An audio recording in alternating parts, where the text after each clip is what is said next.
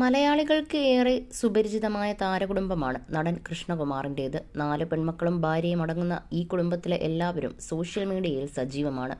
അടുത്തിടെയായിരുന്നു മക്കളിൽ ഒരാളായ ദിയ കൃഷ്ണയുടെ വിവാഹം. ഇത് സോഷ്യൽ മീഡിയയിൽ വലിയ ആഘോഷമായിരുന്നു. ഇതിന് പിന്നാലെ തന്നെ അടുത്ത വിവാഹം അഹാനയുടേതാണോ ഇഷാനിയുടേതാണോ എന്ന ചർച്ചകൾ ചൂടുപിടിച്ചിരുന്നു. എന്നാൽ ഇപ്പോൾ ഇഷാനിയുടെ വിവാഹമായിരിക്കും ഇനി അടുത്തതെന്ന് ഉറപ്പിക്കുകയാണ് സോഷ്യൽ മീഡിയ. ഇഷാനി പ്രണയത്തിലാണെന്നും കാമുകനെ കണ്ടെത്തി എന്നൊക്കെയാണ് പല കമൻറ്റുകളും പോസ്റ്റുകളും. ഇഷാനിയുടെ സുഹൃത്തായ അർജുനാണ് താരകുടുംബത്തിലെ പുതിയ മരുമകൻ എന്നാണ് സോഷ്യൽ മീഡിയ കണ്ടെത്തുന്നത്.